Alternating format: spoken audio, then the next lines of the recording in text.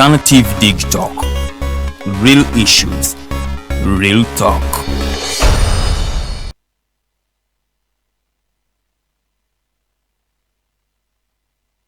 Fellow citizens, following the sequence of events, Uganda seems to be at political crossroads.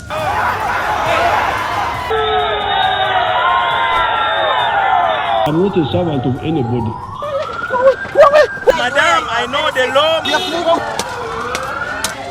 As such, Alternative Digitalk brings you the Interface Show with retired Colonel Dr. Kiza Besuje. Let's keep on the same page on Alternative Digitalk, As he gives you the alternatives on the transition question, rule of law, human rights and freedom, youth inclusion in governance, economic stagnation, as he confirms. I'll be always here, Saturday from 10 a.m. in the morning. Be there. Don't miss the live discussion on the Alternative Uganda, Digitalk TV Facebook pages, and the Alternative Uganda YouTube channel.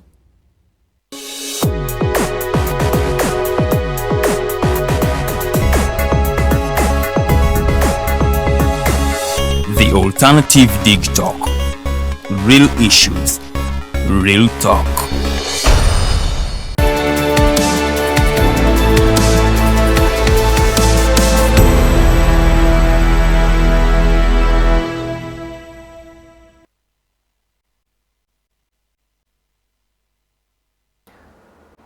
Our viewers, we wish to greet you. From Uganda, it's a good evening. It's 7 p.m. And as far as I know, in Guyana, it's midday. In Washington, it's 11 a.m.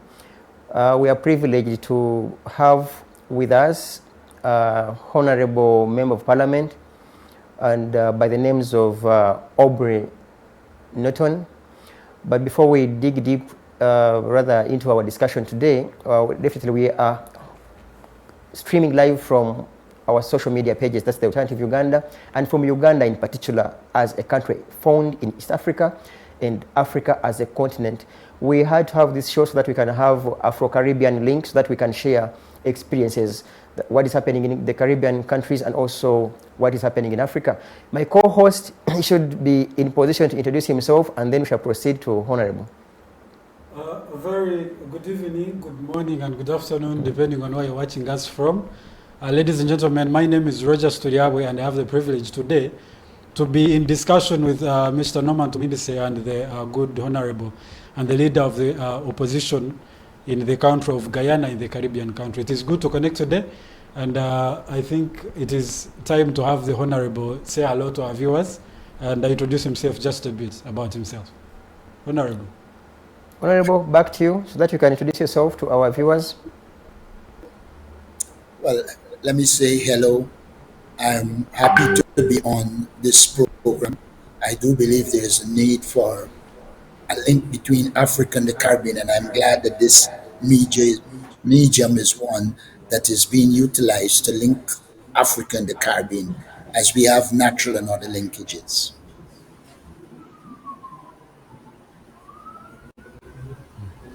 Thank you. That's a good one. We really thank you for creating space. We know you are one of those busiest people in the Guyana, but also we cannot take your time for granted. Thanks once again. We are going to begin with your address to the Congress, which happened some good days ago. And then that will lead us into our discussion, where you had lots of concerns about the national budget and the entire allocations of your country's resources. Thereafter, we shall have some questions in regards to your submissions to the Congress. Let's ask our technical team to have this short clip, as you made your submissions in the Congress, and then we shall begin from there. It is our considered opinion that this budget is a dismal failure. I've mentioned what it has done, what it will do in terms of inflation. But most importantly, the resources of this country, they are not meeting the people. I would have thought that in this circumstance, he will have also been announcing wage increases for the year, because the 8% we know is inadequate and is a serious problem. Now, you announcing that you will, the temporary, the part-time employment program, that in itself is an indication that the government had failed. This government didn't promise people part-time jobs. They promised to reduce unemployment. And so to come now and celebrating that you're adding some funds on a part-time job, you're celebrating a program that is indicative of the fact that the government has failed. Now, they are talking about sustainable development. What sustainable development? There are no measures in this budget to suggest that Guyana is going to develop sustainably. And in large measure, this budget looks like it is inviting Dutch disease. It looks like it is inviting Dutch disease. Critical to moving this economy forward is advancement in manufacturing. To talk about agriculture in pure primary product context will not help us. We have to have situations where we can move from primary agricultural products to processed agricultural products, and manufacturing should have been critical. And though the minister pointed out that there has been little or no improvement in manufacturing, you did not see measures in this budget to improve the manufacturing sector. And you know full well that manufacturing is dependent on cheap electricity, and there is no evidence that there's going to be a reduction in the cost of electricity. Now, the thing that is most glaring here is that there is a heavy emphasis on infrastructure. That suggests to me the PPP intends to continue its corruption. This is a budget. At minimum, 25% of that 700 and something billion will end up in corruption, apart from the incompetence. And so this budget will give no hope to the people of Guyana. One would have anticipated that with these resources, we would have heard of the return of free education to the University of Guyana. There is no such thing. And so we need to not fool ourselves. When people say the fastest growing economy in the world, it doesn't make any sense unless it impacts the lives of the people. And I submit, it isn't and it will not. So there are a lot of issues here that we will have to look at. Education, to me, should have had more focus, particularly developing the human resource capability to audit and monitor the oil sector. There is no evidence or suggestion in this budget that we are preparing to monitor and audit the oil sector properly, and therefore increase what we get from coarse oil. This budget was a long speech that consumed a lot of time, but it cannot achieve what should be achieved, which is a higher quality or a better quality life for the people of Guyana. It's going to put money in the hands of the PPP elites and their cronies, but the people of Guyana will continue to face high cost of living and will not be able to make ends meet in Guyana today, and that is where the issue lies. The rest I will deal with in my budget presentation. A very critical issue is poverty. All the reports, IDB, every report is establishing that poverty is on the increase. And all you can get in this budget is something that suggests money to study poverty. I mean, it's ridiculous. This budget has no program for poverty alleviation nor poverty reduction. What should have already been done was for there to be people out there identifying the areas in which poverty is high, and then the budget should have had programs to deal with poverty and reduce poverty. And so this budget is found wanting when it comes to the need for measures to attenuate, alleviate, and ultimately eradicate poverty. This seems to be a budget for the rich. That is some interesting facts from you, Honorable. And in response, we wanted to also have a response that was given by Mr. President when he was responding to your budget presentation about a number of issues. So I'm going to also have our technical team play that so we can have a balanced discussion and understand the perspectives so that you can give us a real picture of what this budget is like and what is missing exactly. From what I have read so far, it is to the effect that it is so far the largest budget in the history of Guyana. So what could be the problem? So I'm going to request the people in the control room to play that response by the President. I take them as my friends and family because every Guyanese is my friend and family. So yes, Mr. Norton, the 25,000 that will be getting their house lot under this government is our friend and family because in your 5 years of government, you failed to give any of them anything. So I take them. They are my friends and family. You are part of this great One Guyana family, and I'm happy that the opposition leaders finally realized that all of these people form part of this one big happy Guyana family, the One Guyana family. So I'm not looking at it as a negative. You know your president. I don't look at anything in a negative way. What the man was really saying was that Guyana and the delivery of Budget 2023 is for the entire Guyanese friend and family. He's accepting the fact that the PPP government has embraced the entire Guyana community as our friend and family. That was President Dr. Irfaan Ali during a press conference on Thursday when he was asked to respond to opposition leader Aubrey Norton's comments on Budget 2023. According to the head of state, the government's policies and programs outlined in Budget 2023 are all geared towards positively impacting Guyanese all across Guyana.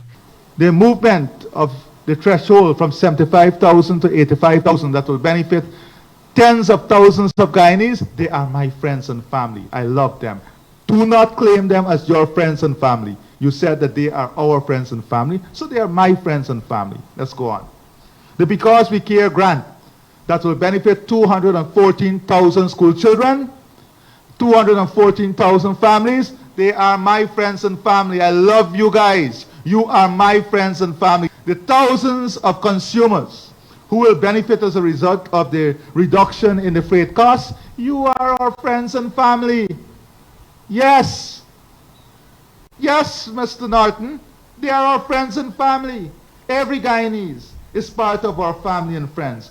Against this backdrop, President Ali posited that by saying the proposed budget would benefit the friends and family of the government, Norton is in fact finally accepting that Budget 2023 has delivered for all Guyanese under the One Guyana initiative. This man has finally come to his realization and the reality that this budget and this government is delivering to the friends and family of the PPP who constitute the entire whole of the country. All the Amerindian communities and Amerindian that will benefit. The Because We Care grant, the school transportation grant, the income tax threshold adjustment, the salary adjustment, the expansion of the part-time job program, $10 billion. $10 billion going back into the pockets of people, improving disposable income. What that means is $40,000. Any of you have a low-income loan here? $40,000 will pay back your loan every single month. That is what it means for the ordinary people. Yes, they are friends and family. Yes, they are part of the Guyana collective, friends and family. I am happy. Y'all misinterpreting the man. Reporting for the Evening News, Vanu Manakchan. Thank you for your time. Definitely, we cannot thank you enough, Honorable. Now, a quick one. You see, it's a tricky one. The tempers are so high up there. So sometimes you even wonder, what exactly is the problem? Is it as in, is there a big issue that is making you conflict, for lack of another word? Because we now see you have concerns about this very budget. And then one asks, how best would you have appropriated this amount or this entire budget in regards to developing your country as Guyana? Because literally, I heard you talk about education and infrastructure and the rest, which in the president's view is like you either misunderstood what this budget was meant for, because to him, he's like, it's a pro-people budget. What do you have to say? How, if you were the president of Guyana, how best do you think you and your party would have appropriated properly for purposes of developing Guyana using this very budget or otherwise? Back to you, Honorable Norton. Okay, first of all, one has to recognize that the budget we is 781.9 billion Guyana dollars. What that means, it's a lot of money.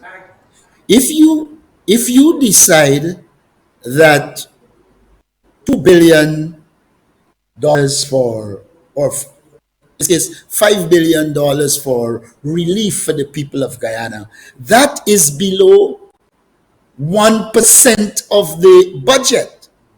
How are you going to, we have argued that we have a people-centered approach to development in which we will put resources in the hands of the people. Here is a president that allocates below 1% of the budget in direct benefits to the people and then tries to swing it to suggest they are looking after the people. They are not.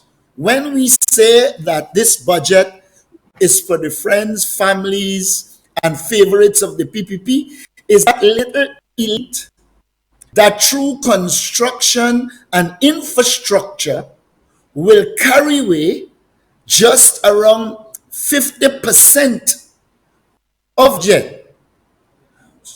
Through projects, we have said a good bit through corruption. You cannot therefore argue that you are a friend of the people and the people you are talking about are your favorites. They aren't. The allocation in this budget should have been done differently. For instance, I have a number of arguments against the budget. One, that it does not help with the cost of living.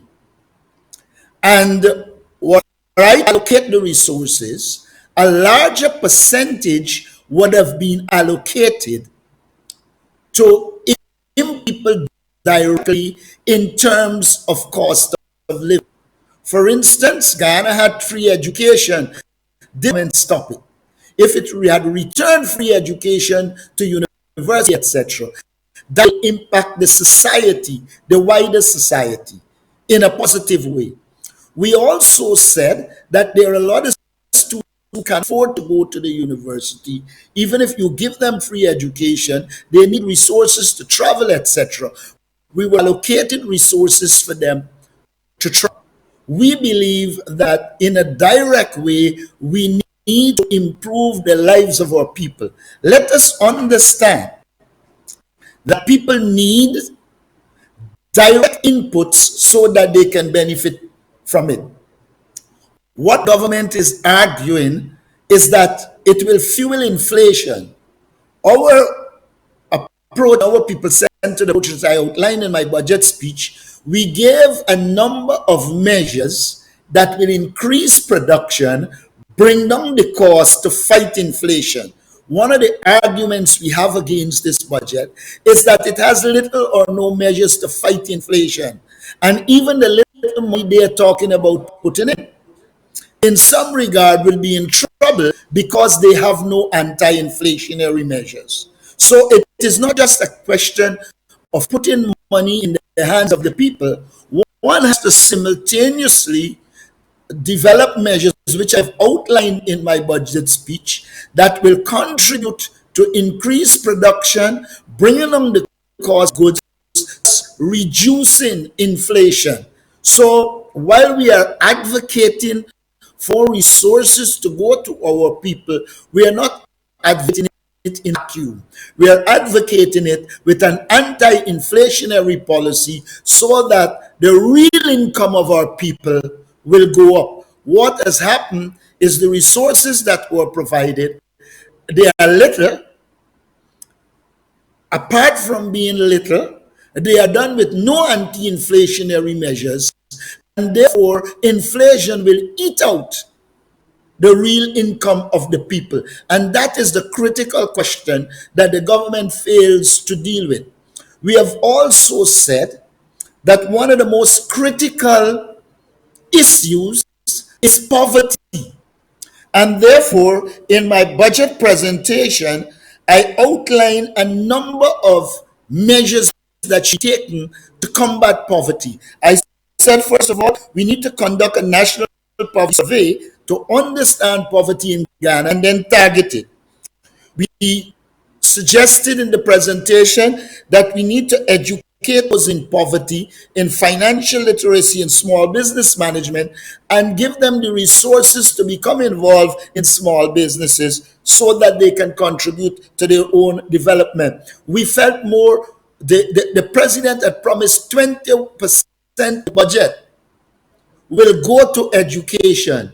He did not put 20% of the budget in education. It was way below that. So what that means is that the human resource development that is needed isn't present. What that means, Ghana has a high level of illiteracy, and we felt money should be placed into literacy programs, ensure that you develop the literacy level of the population in the process of creating a better Guyana.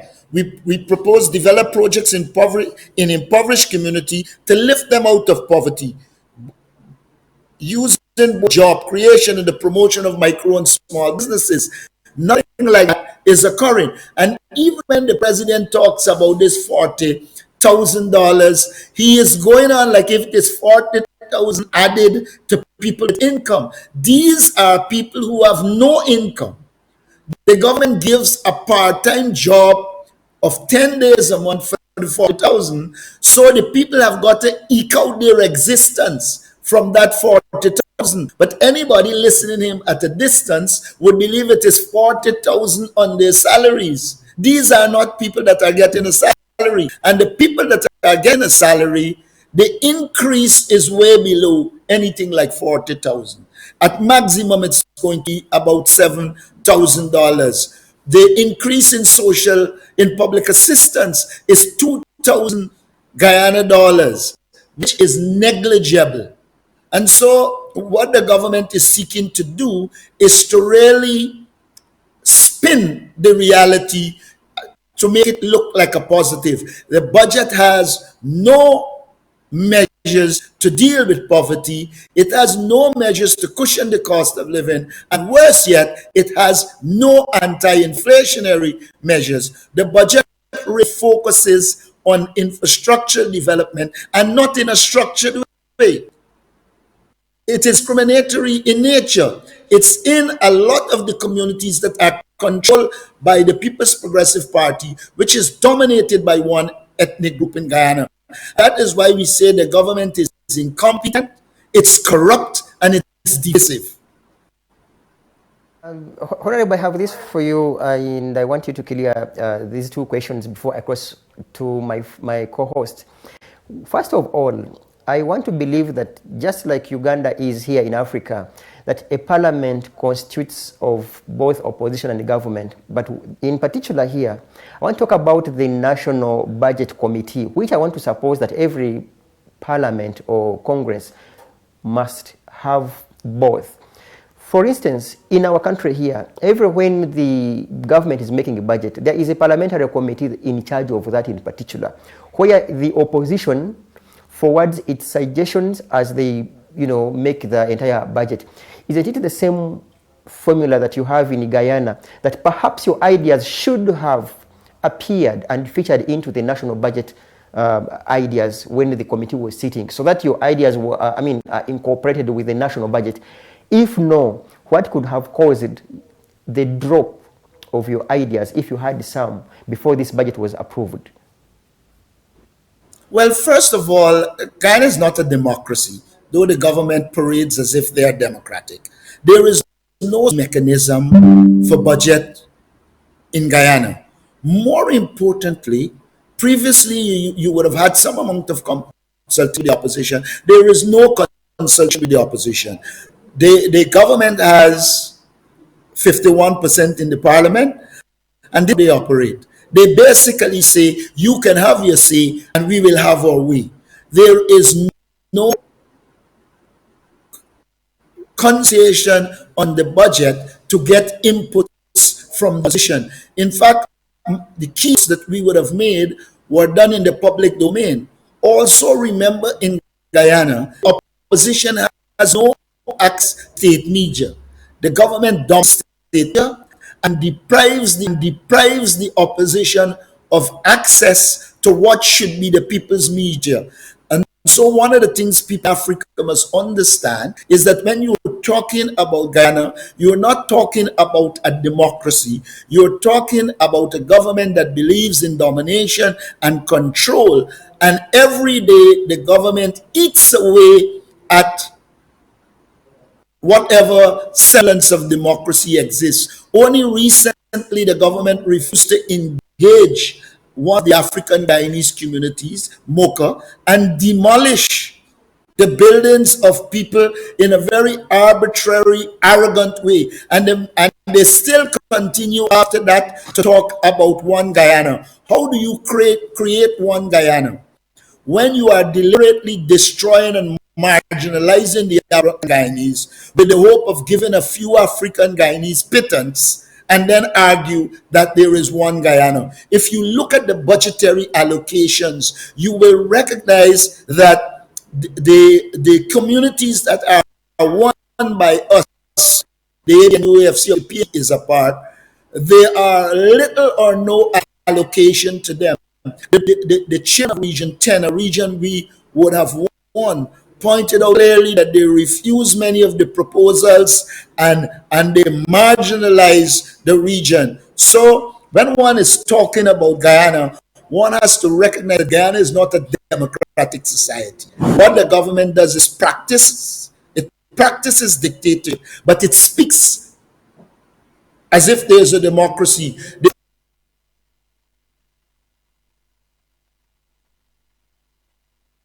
We seem to lose your sound. If I don't know whether you have an issue with your sound that side. We cannot hear you properly.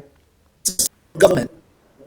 Any of the lands obtained while we're in government after the no-confidence motion will be taken or the persons carried to court. When they came to government, and I invite them to refute this, I've said regularly and they can't refute it, the only people they took away lands from and took to court were the African Guyanese. The Indo-Guyanese community, we believe they're entitled to land. They were left with those lands, and the government did not even attempt to take. And so it's a clear manifestation of racism. But they do not like when you point out to them the racism of this regime. And the reality is there is not going to be proper resource allocation when the government is corrupt, when the government is incompetent.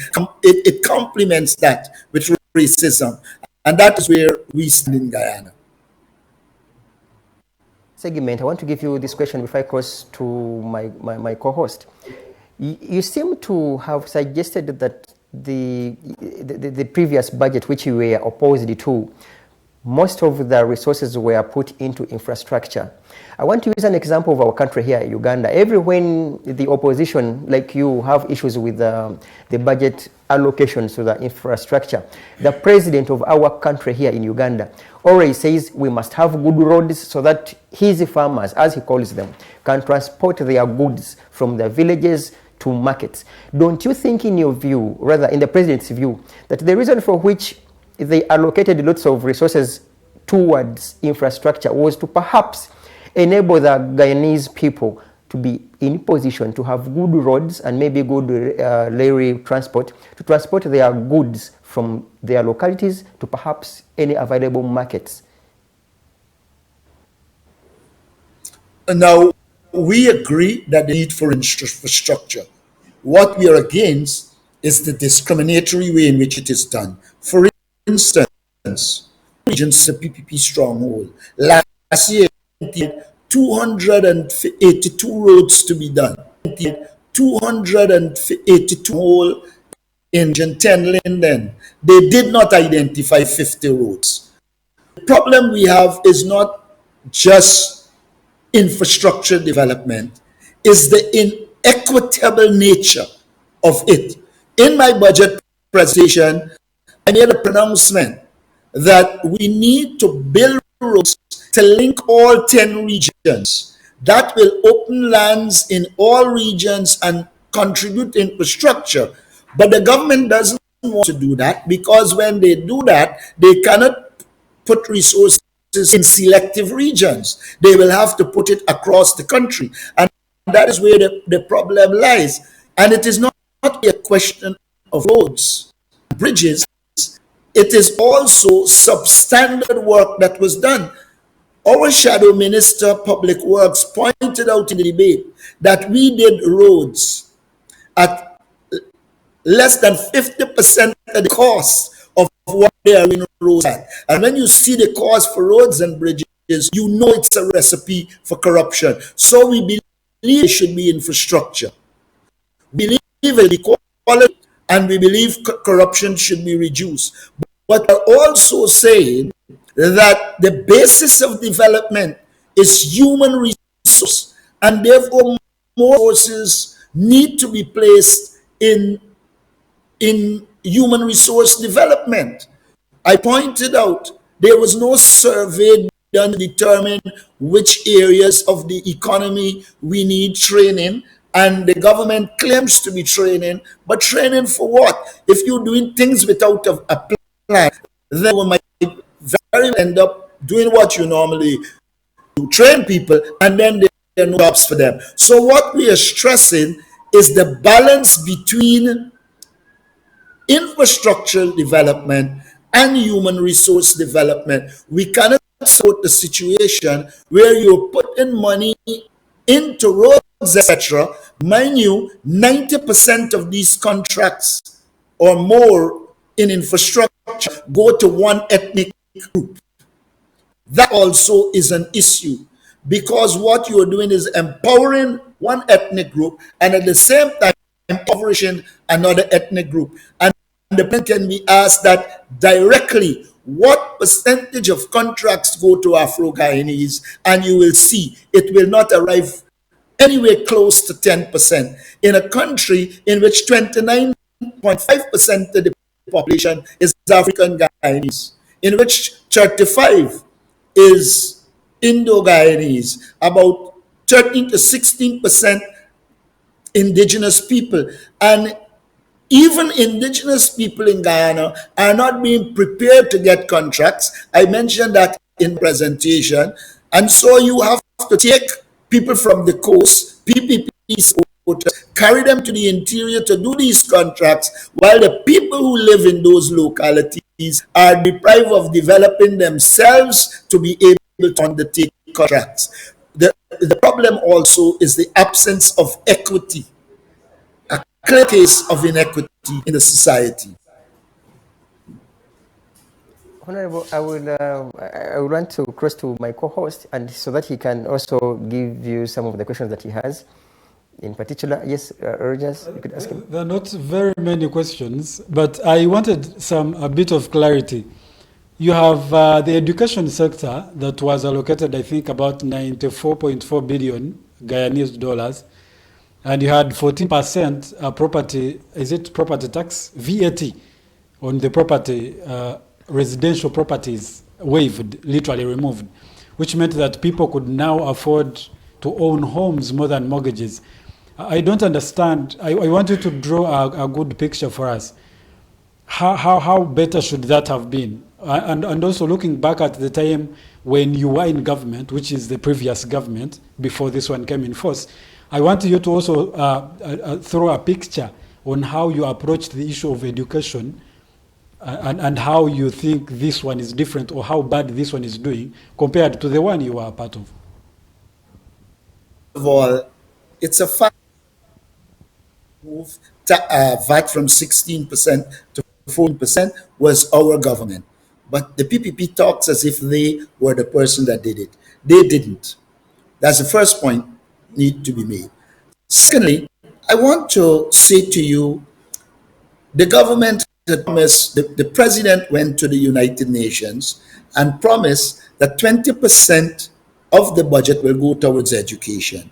We know now that it is only, I think about 14%, something in that vicinity, 90 something million. Had he lifted his promise, it would have been 150 something billion dollars, sorry, not millions. We would have allocated more to education. In our proposal, Guyana's children find difficulty going to school. Before we have our resources, and I want to make this point, when you comparing, you cannot compare us in government when we had no oil resources with the PPP in government when they have $2 billion in the natural resource fund. That significant difference should be established. That now we have the resources, then we didn't. But even when we didn't have the resources, we proceeded to give children buses, bicycles, etc., for them to be able to go to school and to remove that cost from their parents. In my budget presentation, I call for a national schools transportation network, including both land transportation and river transportation, because a lot of our communities are riverine. Now, if we do that, that will impact directly on families, because they wouldn't have to face the transportation costs, and children of the poor who are now at home because their parents cannot afford will be able to go to school. And when this government talks about a 40,000 cash grant for school children, what it doesn't tell you is how far that will stretch. It cannot last 5 days for some children. And what you need is a system that allows our children, particularly those in poverty, to benefit. And that is why we would have had a comprehensive school feeding program targeting poor communities, so that especially very brilliant children, we have a lot of brilliant children who because of poverty cannot access education.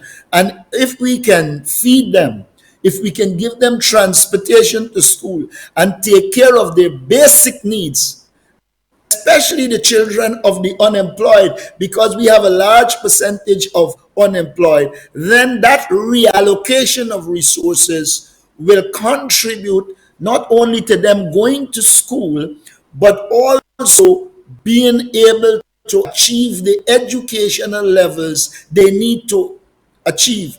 All this noise about money in education, I need to point out to you, about 16,000 children do the grade 6 exam. In some countries it is called common entrance.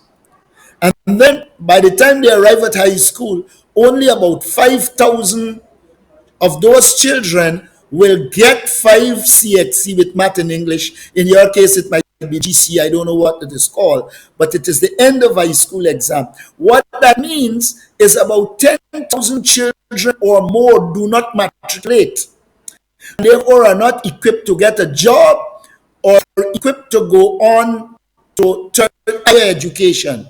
And so we would have allocated resources in a way that allows us to impact the education system, improve the outcome. What this government do is celebrate the 10 children who might do exceptionally well, as if that is the education system. The education system is the complete cohort of children, many of whom do not matriculate and will become a kind of a burden on the society because they are not prepared with the skills needed to operate in a modern democratic society. And we would have allocated resources targeting poverty, improving teachers' salaries. Our teachers' salaries are ridiculous. The government gives increases to nurses. The only reason they give that is because the nurses are going to the United Kingdom, the United States, and Canada. I assume that the teachers have got to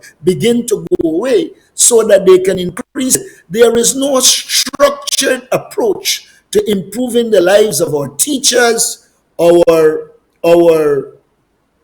medical people, etc. And that is where the problem lies. Our human resources should be the key. Honorable, I have. I'm afraid that we are yet to get done with this show because time isn't our ally, and most likely we shall, as we close later alone in a few minutes, ask on whether we can have you back because the comments are very many. But you were talking about the improvement of the livelihood of the Guyanese, and your viewer here by the names of Mark. I don't know whether I pronounce the name well. Mark Late says. Norton government in 2015 to 2020 reduced our gold reserve from 13 billion USD to 17 million in 2020. And that you people spent the rest of the monies on wasteful spending spree. What do you have to say that you did reduce onto their gold reserve? And this is one of your viewers. But also maybe to add this, and perhaps you could also have a response. The same person says that please ask Mr. Norton about the US 18 million oil sign on bonus, which they hid from the Guyanese people. These are some of your viewers, and surprisingly, we haven't even tackled half of the questions that we had for you. Could you please respond to your viewer? Let me start with the last one first. I didn't hear the first question good. But in the case of the last one, it is well known that there was a signing bonus, and Guyana has a territorial controversy with Venezuela, and therefore the resources to take the matter to the World Bank, to the World Court. We have taken this matter to the World Court, and it can be established that the money is being used and continue to use to pursue Guyana's national interests as it relates to the Guyana-Venezuela territorial controversy. I didn't hear the other question. Could you repeat it quickly for me? The first question. The first question was, Norton government in 2015 to 2020 reduced our gold reserve from 13 billion USD to 17 million in 2020. That you spent the other monies in wasteful spending spree. And this is Mark Late. To you, that is absolute garbage. If you go to the statistics which are online, you will see that the Guyana economy grew under us. We reduced the deficit in some regard, and we managed the Guyana economy better. Mind you, note as well that this is without oil money. The significant difference of what is happening here is we now have oil money, but what the government is doing is calling big figures, but not showing us the impact it will have on people. It's a strategy to impact the lives of people and improve their conditions. I want to say this to you with all that they are saying. Ask them if it is not true that electricity improved under us in the 5 years with less resources, and that at present we are back to a situation where there is regular blackout. Ask them if it is not true that under them maternal deaths increase significantly. Under us between 2015 and 2020, we reduce maternal deaths. It is heading up again. To say you put a lot of money doesn't make sense. You have to assess its impact. While we were in government, we increased water to many communities and with less resources. And I want to talk about a house lot. The government talks as if they build houses, they create houses. They know they give a house lot. And when they give a house lot, the person has to find money. And the problem is they have taken no measure to ensure people can build houses. So what in essence you have is they're saying we give 40,000 house lots, but probably only 10,000 people could build. In our budget presentation, in my budget presentation, we recommend to the government that if you want to deal with poor people who can't afford a mortgage, follow us and implement a rent-to-own project in which you build a house to the person, you rent them, but the rent is going towards paying for the house. And once they would have paid off for the house becomes theirs. That allows people to get houses. But there are many people who the government allocates house lots. No, they don't ever talk about houses. They talk about house lots. What they don't say, with all this meaning infrastructure, many people are in housing areas with no roads. When we came to power in 2015, there was farm housing scheme which had no electricity, no water, no light. It's the APNU AFC, our government, that put water, light, and electricity in farm, and now people are more comfortable in farm. They continue to allocate house lots with no structured approach to delivering the facilities that to build a community. And so we are proud of our record, even though we didn't have oil money. And we're saying with oil money, if you allocate resources in a sensible and structured way, we will improve the lives of the people. And we repeat, what this government is doing is organizing infrastructure, etc., so that the money can go in the hands of the PP elite, their friends, their families, and their favorites. And if you get a list of the contractors here, you will know that that is true. I have this question for you in some of our remaining minutes.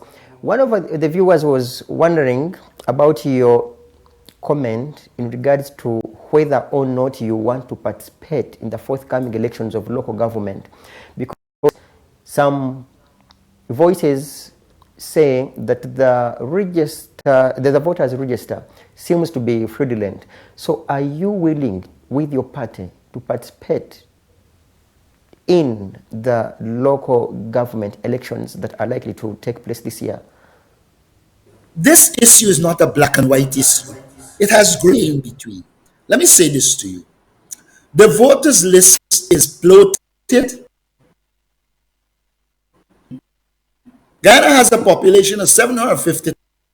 And the last registration completed by this government, they now say that the list is 682,000 people. When the very ministry is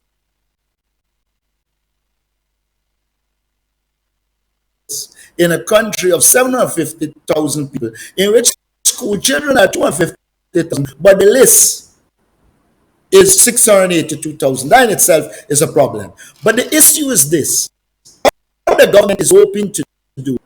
We disagree with the list. We will fight for this. We will fight biometrics. But the government is seeking to withhold changes in the list, with the hope that we do not go to local government election, and then they will take over the mayor and town council in those areas that are our stronghold. We have to be politically sensible, politically astute, and politically pragmatic. We will do whatever it needs to ensure that our strongholds are controlled by we and our people, and we will not allow the People's Progressive Party to hold off on the voters list with the aim of us not participating so that they won't get it without opposition. That won't happen. Okay, my colleague has a question for you before we before we really get towards the end of the show. Let my colleague also ask you or read one of the comments, and then we shall close with a very few remaining questions. But Rogers. No, I actually wanted him to clarify mostly, because we understand the elections are actually next month, or I think around 13th, if I'm not mistaken. But the AFC, Alliance for Change, I think that is the name, it should be Alliance for Change, announced that they are boycotting the elections. So we wanted to understand the position that you as the leader of the opposition are holding, because literally now you're representing the PNCR, you're representing the APNU, you're representing the AFC in Parliament. And so we want to understand what is your position. Are you boycotting as well, or are you going to try to address some of these anomalies that have been presented in this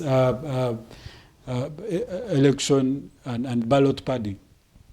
What they aren't saying to you that in the last year, the AFC participated by itself. This is local government, and the APNU participated by itself. So we didn't go into the local government elections as APNU AFC. We went in as AFC APNU. Now the APNU won Linen, Georgetown, New Amsterdam, Madhya, a number of them. We're saying these are our stronghold. The AFC didn't participate, and the AFC does not have a stronghold in the sense like we have. We respect the AFC as part of the coalition.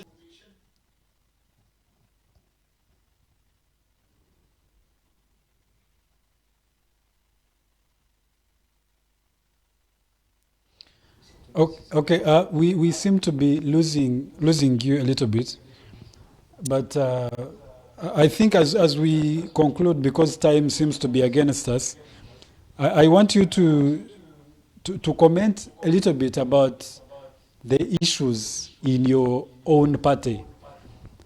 We have seen a branch of your party that is based in Florida moving a motion for you to be voted out of leadership for apparently failing on delivering on some of the promises you made to uniting the party. What do you have to say about this? That was for PR purposes. For you to, there is no confidence in our constitution. What our constitution says is that if you want a Congress, you get 2/3 of the membership. And once 2/3 of the membership sign on, then you can call a Congress. Now, I won with more than 2/3 of the party membership. The group that I'm talking about is the remnants of the leadership that I won against. They are not strong in the party.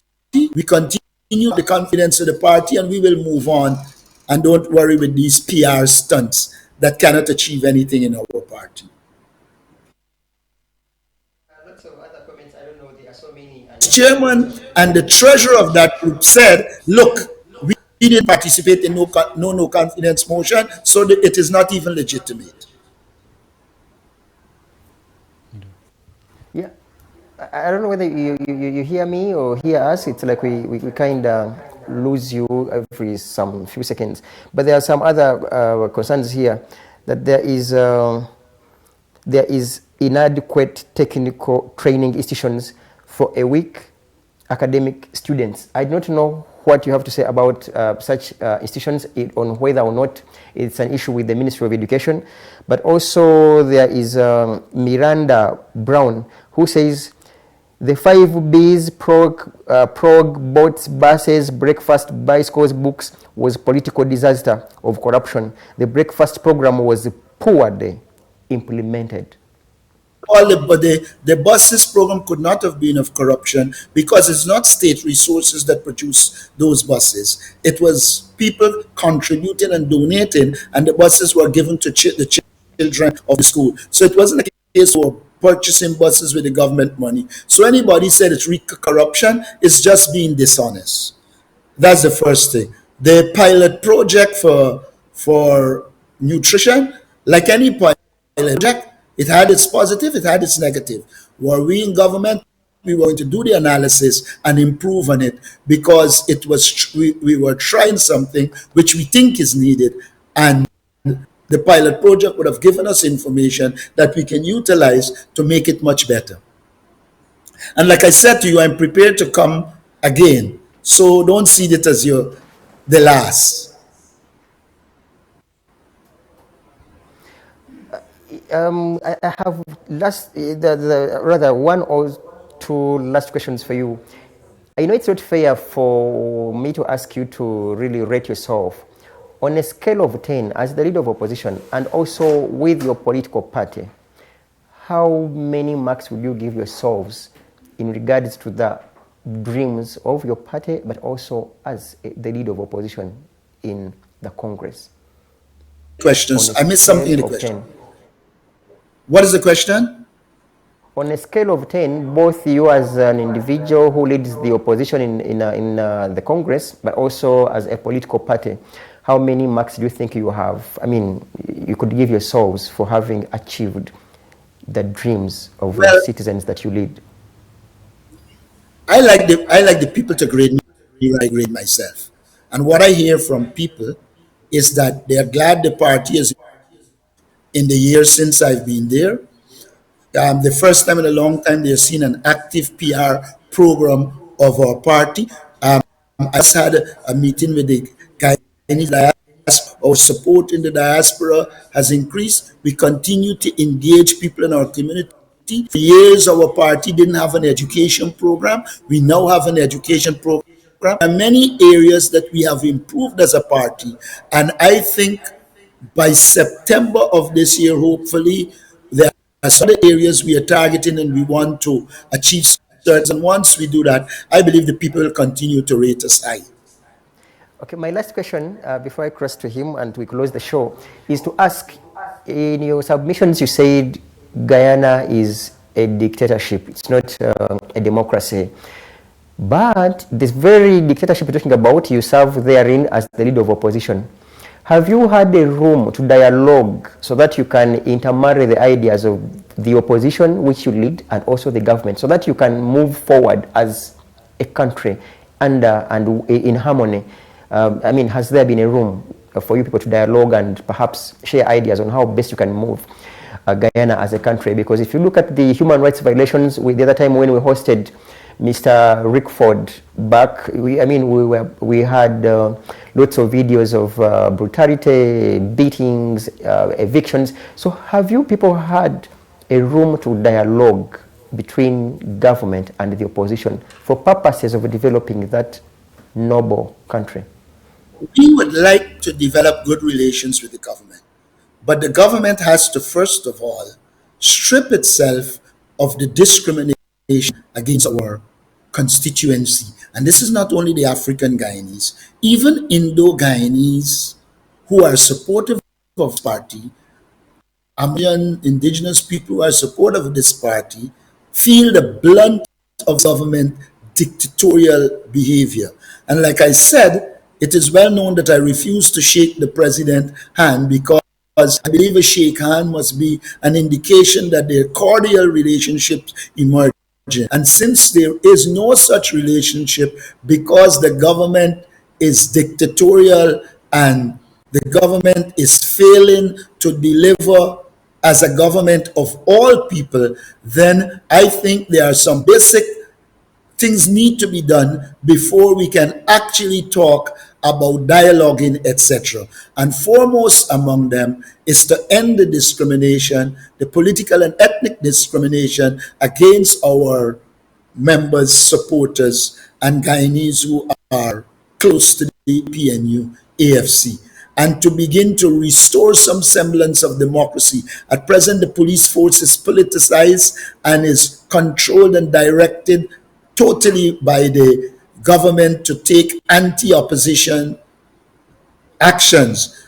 I told you about the press, the state media, unacceptable that we can't access it. We will have to see some amount of access before we begin to improve those relations. We like to have good relations, but it cannot be at the expense of our people and allow the government like a runaway train to carry away the resources of this country at this time of wealth.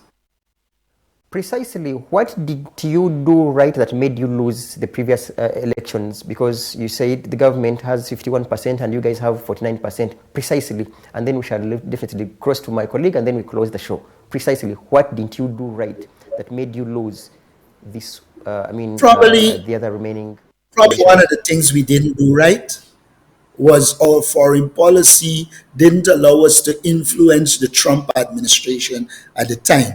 One of the reasons we call it an installed government is because we know the Trump administration intervened and virtually forced us out of power. Yes, my colleague, and then we leave. Okay, I have one more question, which I believe should be our last question because our time is fast. I want to understand, how do you think Africa can be of help in this whole process of trying to bring back sanity in this Ghana country? Because looking back at history, most Guyanese, some of them, of the Guyanese, are blacks, so they have heritage in Africa. How do you think Africa can be of help in this process to bring back sanity in Guyana? The question is, how do I view Guyana and Africa?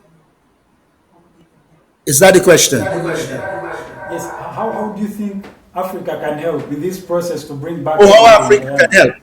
First of all, Africa has to be sensitized to our reality so that when government officials come appearing as if they like Guyanese and African Guyanese are comfortable with them, they should be shown the reality that you know what is happening. So your first is education. The second thing I think needs to be done, there are economic resources, there are rich people in Africa. They should seek to invest in Guyana to ensure that there is that economic link between Guyana and Africa. And of course, as a member of the political party that is fighting this PPP, we welcome any form of support out of Africa that will allow us, first of all, to reduce the excesses of the government and ultimately to come to power and govern in the interest of all Guyanese. One of the things they can't criticize us for is that when we're in government, we govern in the interest of all Guyanese, and there isn't this level of marginalization and discrimination that you see while the PPP is in government. Africa is on the rise, and once African leadership come together and realize the potential of Africa, then Africa will become one of the most significant areas in the world and will be able to have political, economic, and other forms of leverage to be able to help Guyana and African Guyanese as well. So to me, it is developing that relationship, developing the understanding the potential of both sides, find the confluence and make the arrangements and network and move forward. That is how I see it. To be honest with you, we want to thank you once again, but also our viewers that were online watching and sending in comments. We want to also ask that when we get back to you, please endeavor to give us time, because there are lots of questions that we couldn't manage to forward to you, rather read to you so that you can respond. We're going to have them printed, and then perhaps by God's grace, next time we meet and have you live, you will perhaps have to respond to all these questions and comments that are here, both positive and negative, in quotes. There are those who say who say that no, the Honorable Leader of Opposition is just so good in talking, just like so many opposition members and so many. And there are those who are like, no, the government has issues. We shall definitely keep them for you. In our next show, we shall beg that you create time and go through all of these. We shall perhaps begin with the very ones and then have them exploited, as I can say. I cannot thank you enough, maybe to ask you to say your closing remarks, and then, yeah, we wish you, Guyanese a good day, because I'm sure it's daytime that side. Well, we have in Guyana, the Guyanese acts from Black Panther, and so we are welcome her here. I want to express the view that she enjoys her stay in Guyana. I want to say all Guyanese, the opposition has a clear plan to take you out of poverty and build a better Guyana. And I want to say to you, one of the things you must know is that our opponents have a well-oiled PR machinery. And from the time you would have advertised that I'm on the show, they would have sent all their supporters to put what negatives they have, but I am accustomed to it. Standpoint of truth, we don't have to worry, and we are well disposed to answering your questions. And I close by saying, enjoy your day.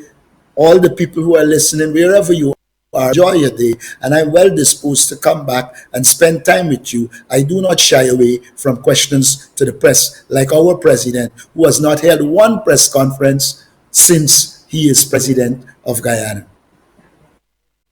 You should also prepare yourself to coming to Africa and also visit this great pearl and the great continent. time soon if you really find it useful, because I'm sure most likely you haven't stepped in Africa. So organize, perhaps we shall welcome you with the team. Yes, absolutely. Yeah, from Uganda in particular and Africa at large, we should say goodbye and wishing the Guyanese a very, very blessed day. God bless all of us.